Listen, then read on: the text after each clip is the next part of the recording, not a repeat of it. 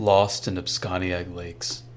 I finished packing up my camping supplies and said goodbye to my family in Maryland. For the next 7 days, I'd be embarking on a remote camping trip in the Debsconeag Lakes wilderness area in the north of Maine. I hopped in my car and hit the road. I drove through the town before merging onto Route 15 north. Currently it was 5 a.m., and I hoped to be in Maine by around 5 that same evening. I continued on 15 through the Pennsylvania wilderness until I made it to New York, where I continued on. I was making excellent time and the day was beautiful. It was early July and around 72 degrees and sunny. I decided to stop in the town of Ithaca, New York, for lunch. I got back on the road, and after I passed Ithaca, it began getting really remote. The scenery now involved dense fir tree thickets along the highway, with the occasional break in the trees, allowing me to see into the vast muskeg, which are basically northern swamps. The wilderness of upstate New York seemed endless and very isolated, which it was. I was almost at the Vermont state line when the clear skies from earlier became overcast. It stayed like that for another hour or so, before a steady rain began falling. The temperature now dropped to 56 degrees, which was very chilly for July.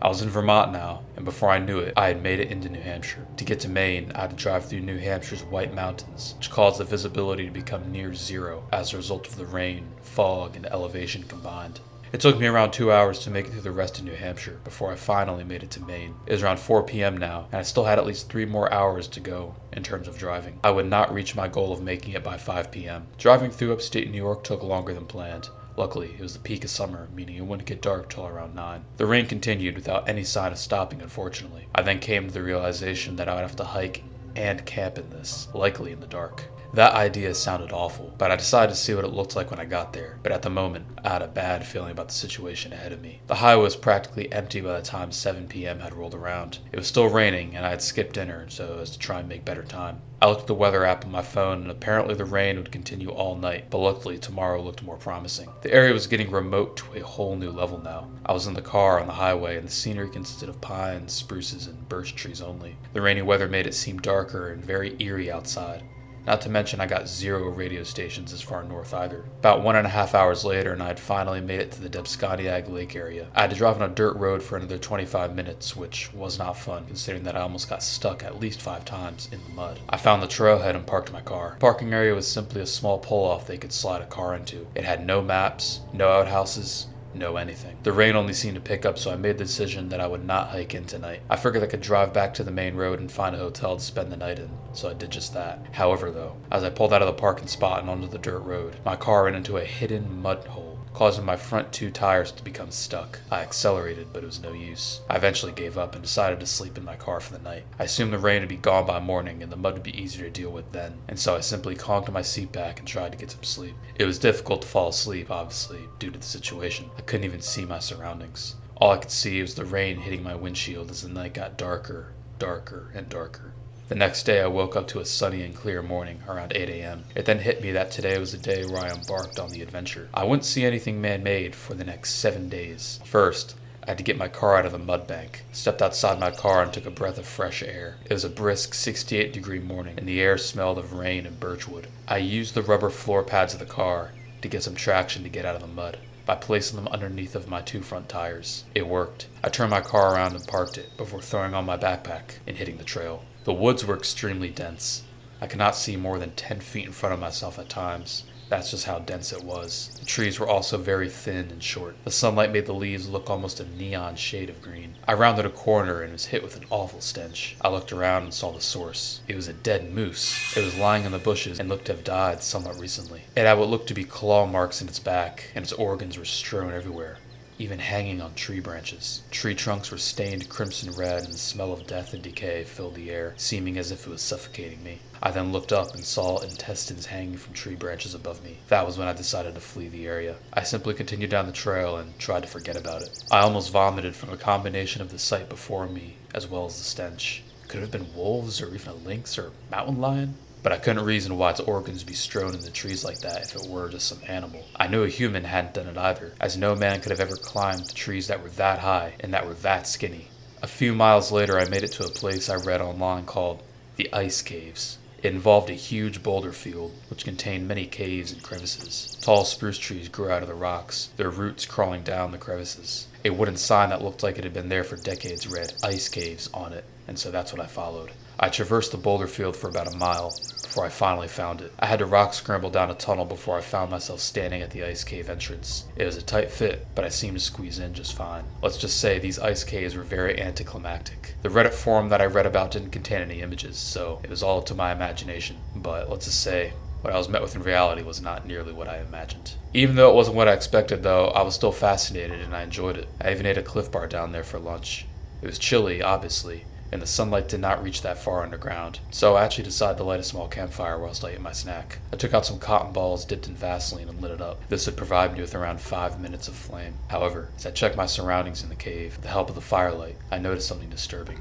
I saw old bones scattered on the dirt floor and cave paintings on the walls. The paintings sent shivers down my spine. They consisted of handprints, drawings of strange animals and creatures, as well as weird cryptic messages in ancient languages or something like that. I assumed that they were drawn by ancient Indian tribes that inhabited the region thousands of years ago. To be honest, that thought did creep me out a bit, and just the disturbing and lanky figures they had drawn, and just how old they likely were, just brought a sense of dread about me. I then began feeling nauseous, an extremely high frequency ringing sound in my ears, and I began feeling lightheaded. I collapsed onto the ground and vomited. I felt absolutely awful. I closed my eyes, but when I did, I began having visions. They were terrifying. It included a firelit cave like the one I was in, but different. In that cave stood a creature. Its body was a weird pinkish red, slimy too. It stood hunched over and its head was a deer skull, eyes hollowed out as it gazed into me. The creature then stood up straight and lunged at me as it morphed into a solid black mass. I opened my eyes. I was beyond scared now. I had no clue why I saw that vision or what it was. I grabbed my things and began leaving the ice cave. I still felt terrible. My head throbbed as I climbed back out. When I stood up outside the cave, the weather had changed drastically. It was no longer a clear, warm, and sunny day. Now it was heavily overcast. The temperature had dropped and the wind was picking up. This is weird. It wasn't supposed to rain today. The rain began falling heavily and the wind whistled through the spruce trees, giving the place a very lonely sense of isolation. I was now soaking wet, and fog was rolling in. I tried to find my way back to the trail, but after an hour of walking through the hilly spruce forest, there was no trail to be found. I walked for another 2 miles or so in the same direction, and before I knew it, the scenery had changed completely. I was in a mixed forest now, of birch and pine. I then tried to backtrack my steps to get back to the ice caves. I figured that if I made it there, I could try and use familiar surroundings to get me back to the trail. As I made my way through the dense bushes, I couldn't help but feel like I was being watched. That's when it hit me. That same sense of dread that I felt back in the ice cave. It felt as if a wave of the feeling crashed over me. I then heard it. "Michael," a voice called. "Hello?" I replied. "Somebody there?" In my delusion, I thought that someone had arrived to give me directions back to the trail. I immediately began heading in the direction of the voice. "Michael," the voice said again. That's when I snapped out of it. Who would be out this deep in the woods and in this kind of weather? How would they know my name? And how'd they know where to find me? "Michael." This time it hit different. The voice sounded distorted. It sounded like a human, but was almost fuzzy sounding. It was warped, and it was as if it was being run through like some sort of voice changer. The voice was then followed by a clicking sound. I got this feeling in my gut, a feeling that told me to turn the way I'd came. I somehow knew that if I continued towards the voice, then I would never be seen again. I began a full sprint in the opposite direction. I ran without looking back. I heard footsteps crunching in the leaves behind me. I was desperate to get away. I soon came upon a massive rock wall. I began climbing up it in a better attempt to get away.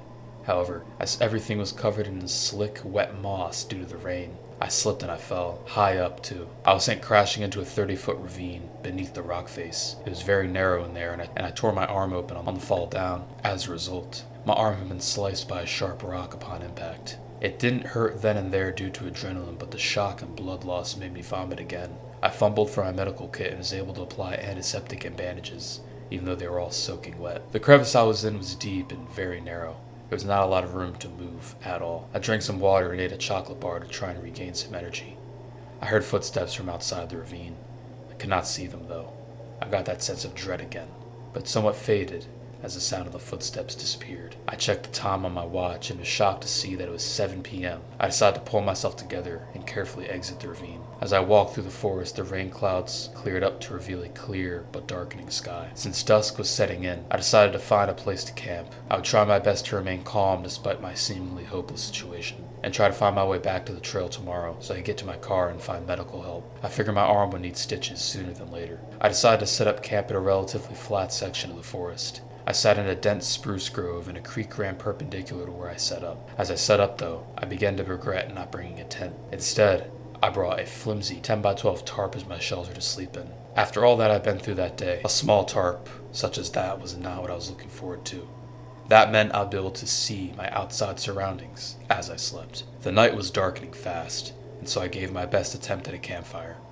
I used birch bark to get it going, but unfortunately, due to all the big logs being soaked from the rain, the fire wouldn't stay lit. Instead of a warm, hearty fire on a dark and chilly night, all I got was a dim flame and with smoke in my eyes. I didn't bring a stove on this trip either, as I was banking on the fire working out, and so I was forced to eat a pack of cold Spam for dinner. It was pitch black now, and I simply sat under my tarp, watching my depressing fire die out for the night. My sleeping bag was soaking wet. My flashlight had run out of batteries. All my extra clothes were caked in mud, leaving me cold, wet, and ultimately miserable. My fire was on the last of its embers. That's when it hit me. The same scent of death and decay I smelled earlier from that dead moose. Then there was the sense of dread. I then saw it. A figure standing in the trees. The light from the fire barely illuminated its face. It was the figure from my vision in the ice cave. It didn't look the same, though. It did not have the deer skull for a head or any of that, but I just deep down knew that it was the same. Its appearance was as close to death as I could describe it. It was gaunt, way too gaunt to be a human. It looked like it was literally a zombie that had come straight from the grave. It had skin pulled tightly over what little flesh it had. Its bones protruded out from every joint. Its complexion was gray, a very white, lightish gray, and its eyes were pushed way too far into their sockets. It really was like a zombie coming up from the grave. Its eyes were beady and pitch black, with stringy white hair on its head and back. Even though it was hunched over, it appeared to be around 14 or so feet tall, but extremely frail and extremely malnourished. It resembled a human, but be best assured that this thing is nothing short of your worst nightmares. Blood stained its wicked grin, and pure evil lurked in its eyes. It seemed the more that I looked at it, the worse I felt, and before I knew it, I felt nauseous again. It let out an unearthly scream that sounded like a mix of a woman screaming and a train horn at the same time. I vomited again, and it disappeared. I screamed at the top of my lungs as I sprinted as fast as I could into the night. Then, it was over. Epilogue.